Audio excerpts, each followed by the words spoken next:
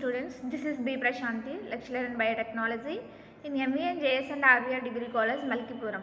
Today I would like to discuss about 5th semester A paper, and paper title was Physiology, Endocrinology, Nutritional Biochemistry, Clinical Biochemistry and Immunology. Now I would like to discuss about the first unit. Today topic was blood coagulation or blood clot. Contents: introduction, blood coagulation, history, enzyme cases and clotting factors. This is the contents. Introduction: hemostasis is the process of forming clots in the walls of damaged blood vessels and preventing blood loss while maintaining the blood in fluid state within the vascular system. Blood అన్నది మన బాడీలో blood vessels ద్వారా transport అవుతూ ఉంటుంది. ఇలా transport అయిన blood ద్వారా oxygen supply అన్నది సెల్స్కి జరుగుతుంది అనమాట.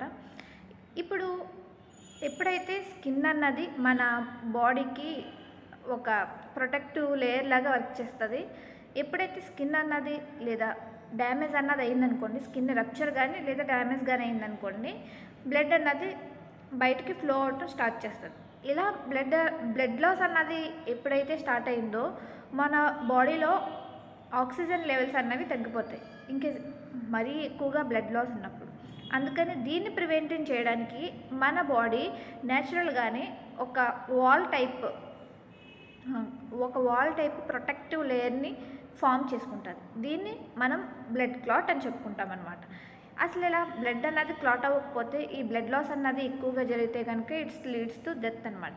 అందుకని బ్లడ్ క్లాట్ అన్నది చాలా ఇంపార్టెంట్ ఫ్యాక్టర్. ఇలా బ్లడ్ క్లాట్ అన్నది ఫామ్ అవ్వడానికి ఏ ఫ్యాక్టర్స్ యూజ్ అవుతాయి, అవి ఎలా యూజ్ అవుతాయి అన్నది చూద్దాం. First mechanism: vasoconstriction, platelet plug formation, blood coagulation or clotting, clot restriction. Blood coagulation or clotting. Coagulation or clot is the process in which blood loses in fluidity and becomes a jelly-like mass a few minutes after it's treated.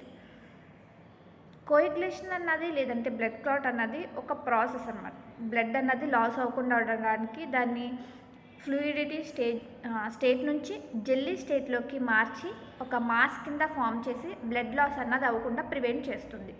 దీన్ని clotting are coagulation అనేసి అంటారు. History: in 1720 Jean Louis పెటెట్, ఈయన ఏం చెప్పారంటే, ఈయన ఒక scientist అనమాట. ఈయన బ్లడ్ అన్నది క్లాట్ అవుతుంది అనేసి చెప్పారు. తర్వాత ఇన్ 1860 రుడాల్ఫ్ వాచో అన్న అతను ఏంటంటే బ్లడ్ క్లాటింగ్ అవ్వడానికి కొన్ని ఫ్యాక్టర్స్ అన్నవి యూజ్ అవుతాయి అని చెప్పారు. తర్వాత 1905 పాల్ మ్యార్వోజ్ అన్న అతను ఏంటంటే దీంట్లో ఫ్యాక్టర్స్ అన్నవి ఇన్వాల్వ్ అవుతాయి, బ్లడ్ కోయాగులేషన్ ఆర్ బ్లడ్ క్లాట్లో ఫ్యాక్టర్స్ అన్నవి ఇన్వాల్వ్ అవుతాయి అని చెప్పారు. తర్వాత 1940లో పాల్ వర్వెన్ అన్న అతను ఏంటంటే ఓన్లీ 4 ఫ్యాక్టర్సే కాదు, ఇంకా చాలా ఫ్యాక్టర్స్ అన్నవి ఈ బ్లడ్ క్లాటింగ్లో యూజ్ అవుతున్నాయి అనేసి చెప్పారు. Factors involved in blood coagulation. Coagulation of blood occurs throughout the series of reactions due to the activation of group of substances. The substances necessary for the clotting are called coagulation. ఈ coagulation blood అన్నది అసలు జరగాలంటే కనుక చాలా reactions అన్నవి involve అవుతాయి. కొన్ని యాక్టివేషన్స్లో work అవుతాయి, కొన్ని ఏంటంటే రియాక్షన్ని కంటిన్యూ చేయడానికి వర్క్ అవుతాయి. వీటిని ఏమంటారంటే కోయాగులేషన్ ఫ్యాక్టర్స్ అంటారనమాట. అసలు బ్లడ్ అన్నది కోయాగులేట్ అవ్వడానికి కొన్ని ఫ్యాక్టర్స్ అన్నవి యూజ్ అవుతాయి. ఆ ఫ్యాక్టర్స్ ఏంటంటే 13 ఫ్యాక్టర్స్ అన్నవి బ్లడ్ క్లాటింగ్లో యూజ్ అవుతాయమ్మా. బ్లడ్ కోయాగులేషన్లో 13 ఫ్యాక్టర్స్ అన్నవి యూజ్ అవుతాయి. Those are fibrinogen, prothrombin, thromboplastin, calcium, labile factors and 6th factor వచ్చేసి presence has not been proved. తర్వాత stable factor, antihaemophilic factor, Christmas factor, Stuart Prower factor, plasma thromboplastin and Hageman factor, and finally fibrin stabilizing factor. This is the 13 factors involved in blood coagulation. Now I am repeating once. Factor 1 fibrinogen, factor 2 prothrombin, factor 3 thromboplastin, factor 4 calcium, factor 5 Lebel factor or pro-asclerin or asclerin factors.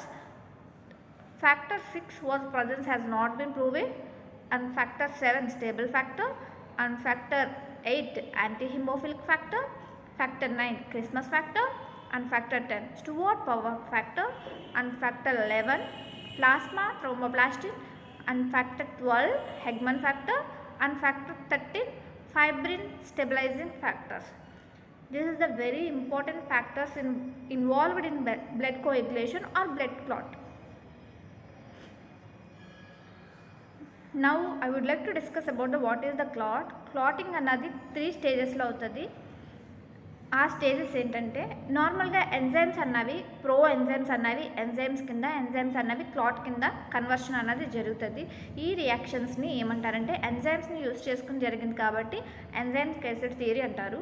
దీంట్లో 3 stages అన్నవి మెయిన్గా help అవుతాయని చెప్పుకున్నాం కదా. దాంట్లో ఏంటంటే formation of prothrombin activator and conversion of prothrombin into thrombin and conversion of fibrinogen into fibrin. This is the 3 stages very important in blood coagulation or blood clotting.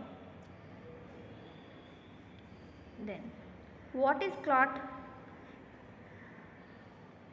ఇప్పుడు clot అంటే ఏంటంటే జనరల్గా సెల్స్ అన్నవి త్రూ అవుట్ బ్లడ్ వెజల్స్ ద్వారా transfer అవుతూ ఉన్నప్పుడు ఎక్కడైతే skin అన్నది రప్చర్ అయిందో ఈ సెల్స్ అన్నీ, ఈ సబ్స్టెన్సెస్ అన్నీ కూడా ఒక వాల్ లాగా ఫామ్ అయ్యి బ్లడ్ లాస్ అవ్వకుండా ప్రివెంట్ చేయడాన్ని బ్లడ్ క్లాట్ అనేసి అంటారు. తర్వాత factor 1 fibrinogen. 3 polypeptide chains, those are alpha, beta and gamma. Fibrinogen is converted into fibrin to the help of prothrombin. Fibrin forms a mass around in the wall leading blood clots. In case ఈ blood అనేది clot అవ్వకపోతే కనుక వచ్చే డిసీజెస్ని ఏమంటారంటే hypofibrinogenaemia and hyper fibrinogenaemia. In case blood క్లాటింగ్లో disorders అన్నవి వచ్చినప్పుడు ఈ డిసీజెస్ అన్నవి ఇన్ఫెక్ట్ అవుతాయి మనకి. Factor 2 prothrombin. This is the vitamin K dependent process. Prothrombin is converted into thrombin to the help of factor 10A. Soluble fibrinogen is converted into insoluble fibrin to the help of thromboplastin. Activated factors are 5, 8. Next factor వచ్చేసి factor 3 thromboplastin are tissue factor అంటారు. ఇది టిష్యూస్లో found అవుతుంది కాబట్టి దీన్ని tissue factor అంటారు. దీన్ని surface ఏమో glycoprotein. ఇది ఫ్యాక్టర్ 7ని అలాగే 10ని 9ని యాక్టివేట్గా ఉంచడానికి హెల్ప్ అవుతుంది. తర్వాత ఫ్యాక్టర్ వచ్చేసి ఫ్యాక్టర్ 4 కాల్షియం. కాల్షియం అన్నది చాలా ఎసెన్షియల్ అనమాట బ్లడ్ క్లాటింగ్ ప్రాసెస్లో. సో కాల్షియం డెఫిషియన్సీ ఉన్న వాళ్ళు కూడా బ్లడ్ క్లాటింగ్ లెవెల్స్ అన్నవి తక్కువ ఉంటుంది. ఇప్పుడు బ్లడ్ అన్నది క్లాట్ అవ్వడానికి టైం చూస్తారు. ఈ టైంలో అన్నది వాళ్ళకి డిఫరెన్స్ అన్నది వస్తుంది నార్మల్ పర్సన్స్తో కంపేర్ చేసినప్పుడు. తర్వాత ఫ్యాక్టర్ వచ్చేసి factor 7. We will already discussed about factor 6. దీన్ని ప్రూవ్ చేయలేకపోయారు. దీని ప్రెజెన్స్ అన్నది బ్లడ్ క్లాటింగ్ ప్రాసెస్లో ఎక్కడ ఉంటుందో అన్నది ప్రూవ్ చేయలేకపోయారు. ఫ్యాక్టర్ 6 అయితే ఉంటుంది, కాకపోతే దీని ప్రెజెన్స్ అన్నది కనిపించదు. సో దాన్ని ప్రూవ్ చేయలేకపోయారు కాబట్టి ఇది ఇన్హిబిట్ స్టేట్లో ఉంటుంది. సో దీని గురించి ఎక్స్ప్లెయిన్ చేసుకోవడానికి ఉండదు. నెక్స్ట్ ఫ్యాక్టర్ వచ్చేసి ఫ్యాక్టర్ 7 స్టేబుల్ ఫ్యాక్టర్ అనమాట. ఇది వైటమిన్ K డిపెండెంట్ ఫ్యాక్టర్. దీంట్లో ఏంటంటే యాక్టివేట్గా ఉంచేది ఫ్యాక్టర్ 10 అలాగే ఫ్యాక్టర్ 9ని యాక్టివేట్గా ఉంచుతుంది. దీన్ని డెఫిషియన్సీ అన్నది చాలా రేర్గా ఉంటుంది. మిగతా ఫ్యాక్టర్స్ యొక్క డెఫిషియన్సీ అన్నది కొంచెం చాలామంది పర్సన్స్లో కనిపిస్తుంది, కాకపోతే దీని డెఫిషియన్సీ వచ్చేసి కొంచెం రేర్గా ఉంటుంది. తర్వాత ఫ్యాక్టర్ వచ్చేసి ఫ్యాక్టర్ 8. ఫ్యాక్టర్ 8 అన్నది యాంటీ హిమోఫిలిక్ ఫ్యాక్టర్.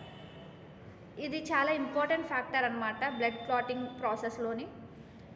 ఇది దీంట్లో మ్యూటేషన్స్ కనుక వచ్చాయంటే కనుక హిమోఫిలియా ఏ అన్న డిజార్డర్ అన్నది వస్తుంది. ఈ డిజార్డర్ అన్నది వచ్చినప్పుడు బ్లడ్ క్లాటింగ్ అన్నది అవ్వదనమాట. అందుకని ఈ హిమోఫిలియా ఏదైతే ఉన్నదో ఇది ఫ్యాక్టర్ 8లో ప్రజెంట్ అయి ఉంటుంది. సో ఈ ఫ్యాక్టర్ 8 అన్నది చాలా ఇంపార్టెంట్ అనమాట. తర్వాత ఫ్యాక్టర్ 10 ఇది కూడా చాలా ఇంపార్టెంట్ రోల్ అన్నది ప్లే చేస్తుంది. మిగతా ఫ్యాక్టర్స్ అన్నవి వీటిని యాక్టివేట్ చేయడానికి యూజ్ అవుతాయి బ్లడ్ క్లాటింగ్ ప్రాసెస్లో. ఇన్కేస్ దీంట్లో కనుక డెఫిషియన్సీ వస్తే, ఈ ఫ్యాక్టర్ 9 యొక్క డెఫిషియన్సీ వస్తే కనుక హిమోఫిలియా బి అన్న డిజార్డర్ అన్నది వస్తుంది. సో ఇది కూడా very dangerous. In case blood clotting అన్నది సరిగా జరగదు. సో ఈ 2 ఫ్యాక్టర్స్ అన్నవి చాలా ఇంపార్టెంట్ రోల్ అన్నది ప్లే చేస్తుంది బ్లడ్ క్లాటింగ్ ప్రాసెస్లో.